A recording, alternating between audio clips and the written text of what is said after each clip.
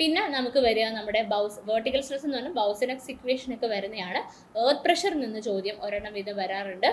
Hi all, നമുക്ക് LSTD AE notification ഉടൻ തന്നെ നമ്മുടെ പ്രൊഫൈൽ ആക്റ്റീവ് ആവും. നമുക്ക് LSTD AE എന്ന് പറയുന്നത് 2020 ശേഷം നടന്ന എല്ലാ AE എക്സാമിനെയും ബേസ് ചെയ്തിട്ടുള്ള സിലബസ് തന്നെയാണ്. ഈ സിലബസിനോട് 100% നീതി പുലർത്തിയാണ് കേരള PSC ക്വസ്റ്റ്യൻസ് ഇടുന്നത്. അതായത് നമുക്ക് നമ്മുടെ സിലബസ് നോക്കിക്കഴിഞ്ഞാൽ 2 സബ്ജക്ട്സ് ക്ലബ്ബ് ചെയ്ത്, അതായത് സ്ട്രെങ്ത് ഓഫ് മെറ്റീരിയൽസ് അതുപോലെ തന്നെ നമ്മുടെ സ്ട്രക്ചറൽ അനാലിസിസ് കമ്പൈൻ ചെയ്തു.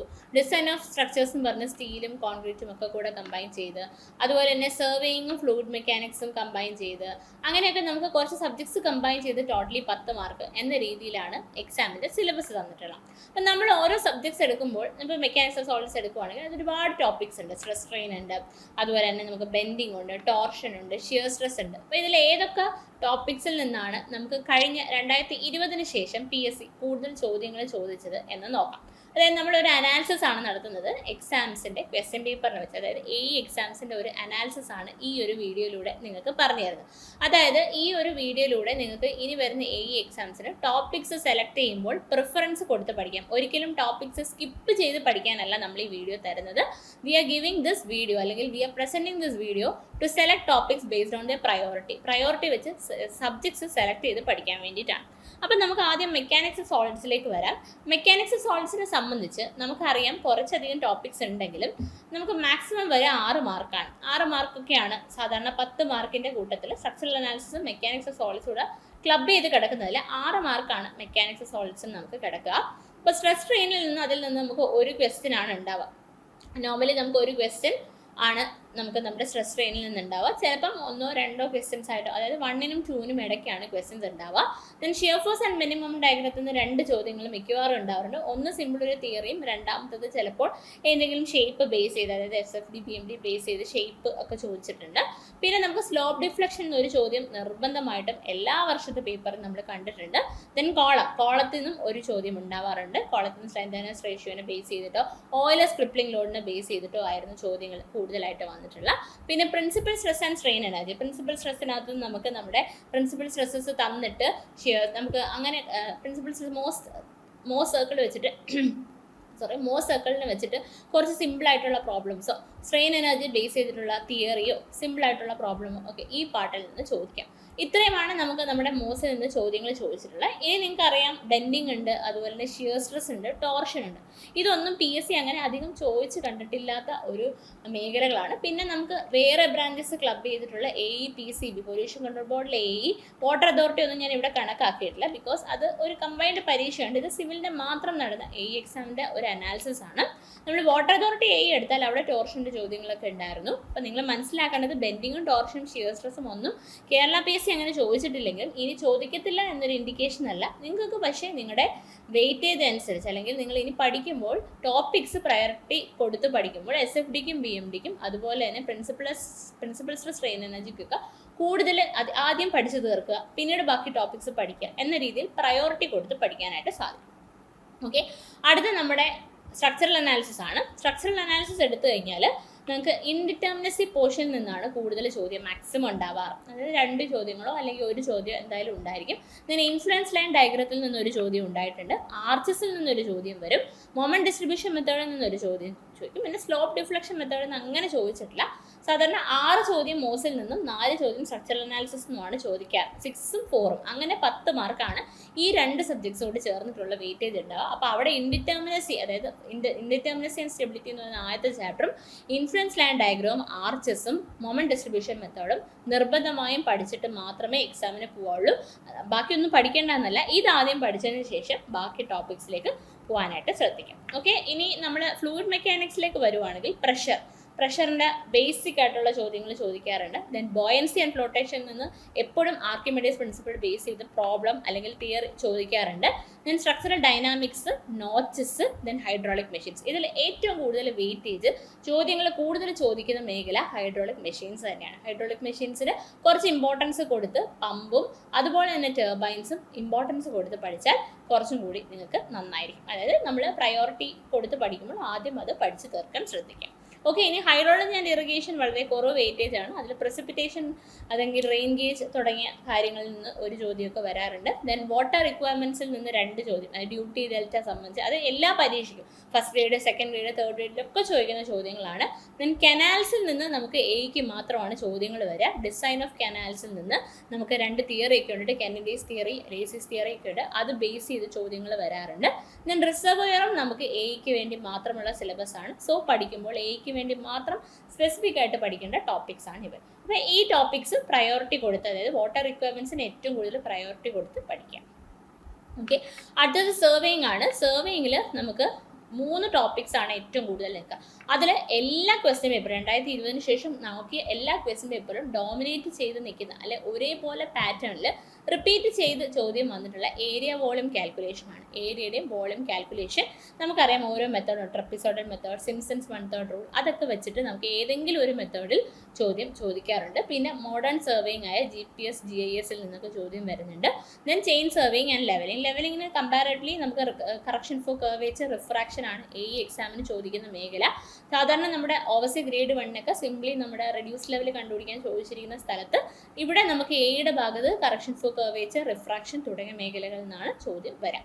പിന്നെ ചെയിൻ സർവേയിൽ നിന്നുള്ള സാധാരണ നമുക്ക് ഒന്നെങ്കിൽ എറർ കറക്ഷൻ, ചെയിൻ കറക്ഷൻ, അങ്ങനെയുള്ള കാര്യങ്ങളിൽ നിന്നാണ് കൂടുതൽ എ ലെവലിൽ ചോദ്യം ചോദിക്കുന്നത്. ഓക്കെ, അടുത്തത് ക്വാണ്ടിറ്റി സർവേയിങ് ആൻഡ് വാല്യുവേഷൻ ആണ്. വാല്യുവേഷന് 2 മാർക്ക് ക്വസ്റ്റ്യൻസ് കിട്ടാറുണ്ട്.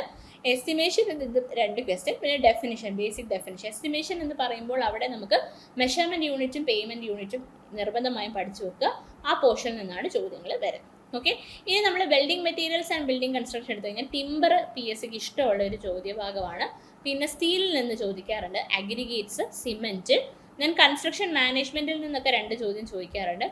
അതുപോലെ തന്നെ നമുക്ക് നമ്മുടെ ക്വാളിറ്റി കൺട്രോളിൽ നിന്ന് ഒരു ചോദ്യം വരാറുണ്ട്. കോസ്റ്റ് അനാലിസിസിൽ നിന്ന്, അതായത് കോസ്റ്റ് കർവിനെയൊക്കെ ബേസ് ചെയ്ത്, കോസ്റ്റ് സ്ലോപ്പിനെയൊക്കെ ബേസ് ചെയ്ത് ഒരു ചോദ്യം വരാറുണ്ട്. ഇത്രയുമാണ് നമുക്ക് building materials and building construction നിന്ന് വരാം. പിന്നെ റിപ്പയർ ആൻഡ് റിട്രോഫിറ്റിംഗ് എല്ലാ വർഷവും റിപ്പീറ്റ് ചെയ്ത് പാറ്റേണിൽ വന്നിട്ടില്ല, അതുകൊണ്ട് ഞാൻ ഇവിടെ കാണിച്ചിട്ടില്ല. ഇതൊക്കെ 1-2 വർഷമേ ചോദിച്ചിട്ടുള്ളൂ. പിന്നെ നമുക്ക് ക്വാണ്ടി ടെക്നോളജിയിൽ നിന്ന് 8 മാർക്ക് വരെ വെയിറ്റേജ് ഉണ്ട്. അതായത് നമ്മളെ സംബന്ധിച്ച് സിമെൻറ്റും ക്വാണ്ടി ടെക്നോളജിയും വളരെ ഇമ്പോർട്ടൻ്റ് ആണ്. ഈ 20 മാർക്കിൽ ഡോമിനസിയിൽ, അതായത് നമുക്ക് ഈ ബാക്കി 12 മാർക്കാണ് സ്പ്ലിറ്റായി പോയിട്ടുള്ളത്. ബാക്കി 8 മാർക്ക് എന്ന് പറയുന്നത് ക്വാണ്ടി ടെക്നോളജിയും തന്നെയാണ്. അത് MS ചെട്ടിയുടെ ബുക്ക് വെച്ച് തന്നെ പഠിക്കണം. ക്ലാസ് കേട്ടിട്ട് MS ചെട്ടിയുടെ ബുക്ക് റെഫറൻസ് അതിനകത്ത് പറയുന്നുണ്ട്, അതുകൂടെ കമ്പൈൻ ചെയ്ത് നമ്മൾ റിവിഷൻ ക്ലാസ്സസ് ഇനി പ്രൊവൈഡ് ചെയ്യുന്നുണ്ട് നമ്മുടെ ആപ്പിൽ. അപ്പോൾ അതിനകത്ത് നമ്മൾ MS ചെട്ടിയുടെ ബേസ് ചെയ്തിട്ട് revision classes based on MS Chetty ക്വാണ്ടി technology എന്ന് പറഞ്ഞ് തന്നെ ക്ലാസ്സസ് പോകുന്നുണ്ട്. സോ നമ്മുടെ കോഴ്സസിനെ കുറിച്ച് കൂടുതൽ ഡീറ്റെയിൽസ് അറിയാൻ താഴെയുള്ള ഫോം ഫിൽ ചെയ്യുക. LSDD AE എന്ന സ്വപ്നം നിങ്ങൾക്ക് അടുത്ത വർഷം സാക്ഷാത്കരിക്കണം. അതിന് വേണ്ടിയിട്ട് ഇന്ന് തന്നെ പഠിച്ചു തുടങ്ങേണ്ടതാണ്. ഓക്കെ, ഇനി നമ്മുടെ ഡിസൈനിലേക്ക് വരുമ്പോൾ RCC ഭാഗത്തിൽ നിന്ന് നമുക്ക് 17-18 മാർക്കോ ഉണ്ടാവും. ഡിസ്റ്റീലിൽ നിന്ന് 2 മാർക്കോ അല്ലെങ്കിൽ 1 മാർക്കോ ആണ് ഉണ്ടാവുക. ഓക്കെ, അപ്പം നമുക്ക് ഇതിനകത്ത് നമ്മുടെ ഡിസൈന് മൊത്തത്തിൽ 20 മാർക്ക് ഉള്ളതിൽ ഈ 17-18 മാർക്കോ RCCക്കും ബാക്കി 2-3 മാർക്കോ സ്റ്റീൽ എന്ന രീതിയിലാണ് പോവുക. ഓക്കെ, അതിൽ നമുക്ക് RCCയിൽ തന്നെ ഏറ്റവും കൂടുതൽ ചോദ്യങ്ങൾ വരുന്നത് 7 ചോദ്യങ്ങളോളം കോളത്തിൽ നിന്ന് വന്നിട്ടുണ്ട്. അപ്പം നിങ്ങൾ ആ കോളം എന്ന് പറയുന്ന ചാപ്റ്റർ എത്രത്തോളം സ്ട്രെസ് ചെയ്ത് പഠിക്കണം എന്നുള്ളത് ആലോചിക്കുക. കോഡൽ പ്രൊവിഷൻസും പഠിക്കണം. കോഡൽ പ്രൊവിഷൻസിനെ ബേസ് ചെയ്ത് ചോദ്യങ്ങൾ പ്രോബ്ലമായിട്ടും വരാറുണ്ട്. ഓക്കെ, ഇനി അടുത്തതെന്ന് വെച്ച് കഴിഞ്ഞാൽ നമുക്ക് ഫൂട്ടിങ്സ് ആണ്. ബീംസ് ഉണ്ട്, ഫൂട്ടിങ്സ് ഉണ്ട്. ഓക്കെ, ദെൻ നമുക്ക് വാട്ടർ ടാങ്കിൽ നിന്ന് ചോദ്യം വരാറുണ്ട്. പ്രീസ്ട്രെസ്ഡ് കോൺക്രീറ്റിനകത്ത് നിന്ന് വരാറുണ്ട്. ഓക്കെ, ദെൻ സ്റ്റീൽ എടുത്തു കഴിഞ്ഞാൽ സ്റ്റീലിൽ നമുക്ക് ടെൻഷൻ മെമ്പറിൽ നിന്ന് ചോദ്യങ്ങൾ വരാറുണ്ട്. പിന്നെ കണക്ഷൻസിൽ നിന്നുമാണ് ചോദ്യങ്ങൾ വരാം. അപ്പോൾ ഈ ടോപ്പിക്സ് ഞാൻ സ്പെസിഫൈ ചെയ്ത് പറഞ്ഞത് ഈ ടോപ്പിക്സ് കുറച്ചുകൂടെ സ്ട്രെസ് ചെയ്ത് അല്ലെങ്കിൽ കുറച്ചും കൂടി കൂടുതൽ ടൈം സ്പെൻഡ് ചെയ്ത് പഠിക്കാൻ വേണ്ടിയിട്ടാണ്. ഓക്കെ, ഇനി GT എടുത്തു കഴിഞ്ഞാൽ GTയിൽ നമുക്ക് എല്ലാ ടോപ്പിക്സും ഈക്വൽ വെയിറ്റേജ് ആണ് നോർമലി വരാറ്. 10 മാർക്കാണ് GTയുടെ വെയിറ്റേജ്.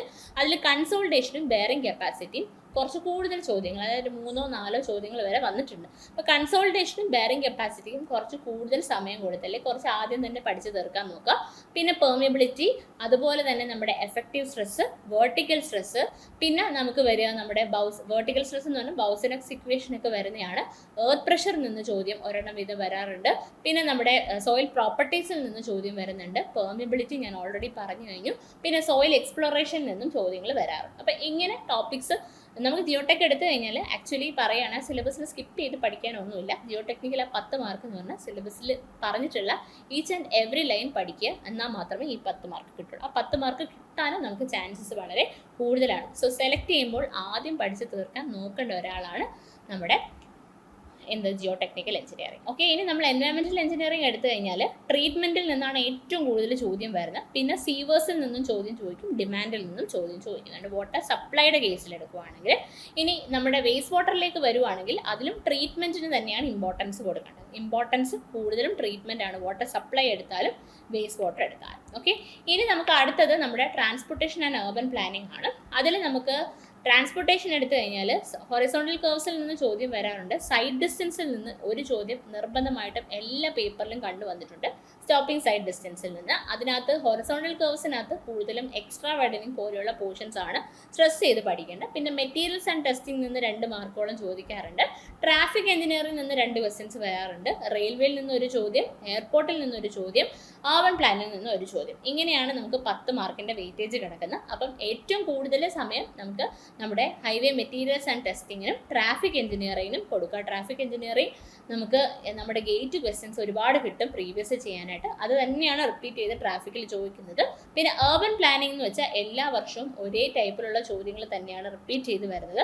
അർബൻ പ്ലാനിംഗ് ആ സിലബസിൽ പറഞ്ഞിരിക്കുന്ന കാര്യങ്ങൾ മൊത്തം നമ്മൾ നമ്മുടെ ക്ലാസ്സിൽ കവർ ചെയ്യുന്നുണ്ട്. അത് ബേസ് ചെയ്ത് മാത്രമേ ചോദ്യങ്ങൾ ചോദിക്കുന്നുള്ളൂ. ഓക്കെ, അപ്പോൾ ഇങ്ങനെയാണ് നമ്മുടെ എയുടെ സിലബസ് പ്രകാരമുള്ള ഓരോ സബ്ജക്ട്സിൽ നിന്ന് എടുത്ത ടോപ്പിക്സും നമുക്ക് വരാം. ഓക്കെ, ഇനി നമുക്ക് പഠിക്കുന്ന സമയത്ത്, അതായത് നമുക്ക് നമ്മളൊരു എന്തുകൊണ്ടാണ് നമുക്ക് മാർക്ക് കുറയുന്നതെന്നൊരു കാര്യം കൂടെ നോക്കാം. നമ്മളിതെല്ലാം പഠിച്ചിട്ട് പോയാലും കോൺസെപ്റ്റ് മനസ്സിലാക്കിയാൽ കോൺസെപ്റ്റ് മറന്നു പോകാം. അതുപോലെ തന്നെ നമുക്ക് ഫോർമുല മറന്നു പോകാം, സില്ലി മിസ്റ്റേക്സ് വരാം, കാൽക്കുലേഷൻ മിസ്റ്റേക്സ് വരാം. നമുക്ക് കോൺസെപ്റ്റ് മനസ്സിലാക്കാൻ നമ്മൾ വെറുതെ മഗ്ഗപ്പ് ചെയ്യാം. ഇങ്ങനെ കുറേ കാര്യങ്ങൾ ചേർന്ന് വെച്ചിട്ടാണ് നമുക്ക് സ്കോർ ലോ ആയി പോകുന്നത്. അപ്പം നമ്മൾ ചെയ്യേണ്ടത് നമ്മുടെ കോൺസെപ്റ്റും ഫോർമുലയും മറക്കാതിരിക്കാൻ വേണ്ടി നിർബന്ധമായും കണ്ടിന്യൂസ്ലി റിവിഷൻ ചെയ്യുക എന്നുള്ളൊരു സൊല്യൂഷനാണ്. പിന്നെ കോൺസെപ്റ്റ് മനസ്സിലാവാത്ത കാര്യങ്ങളുണ്ടെങ്കിൽ ആ കോൺസെപ്റ്റ് മനസ്സിലാക്കി എടുക്കാനുള്ള മിനിമം ടൈം കൊടുത്തതിന് ശേഷം മാത്രം അടുത്ത ടോപ്പിക്കിലേക്ക് പോകാം. ഇങ്ങനെ കുറച്ച് സില്ലി മിസ്റ്റേക്സ് വരാതിരിക്കാൻ വേണ്ടി പ്രാക്ടീസ് ചെയ്യാം. ഇങ്ങനെ കുറച്ച് സിമ്പിൾ കാര്യങ്ങൾ നമ്മൾ നമ്മുടെ കാൽക്കുലേഷന് വരുത്തിയാൽ, അല്ലെങ്കിൽ നമ്മുടെ പ്രിപ്പറേഷനിൽ ആദ്യത്തെ സ്റ്റേജ് മുതൽ അവസാന സ്റ്റേജ് വരെ വരുത്തി കഴിഞ്ഞാൽ നമുക്ക് നമ്മുടെ LSDD AE എന്ന് പറയുന്ന സ്വപ്നം ഉടൻ തന്നെ സാക്ഷാത്കരിക്കാൻ പറ്റും. സോ നമ്മുടെ കോഴ്സസിനെ കുറിച്ച് കൂടുതൽ ഡീറ്റെയിൽസ് അറിയാനായി താഴെയുള്ള ഫോം ഫില്ല് ചെയ്യാം.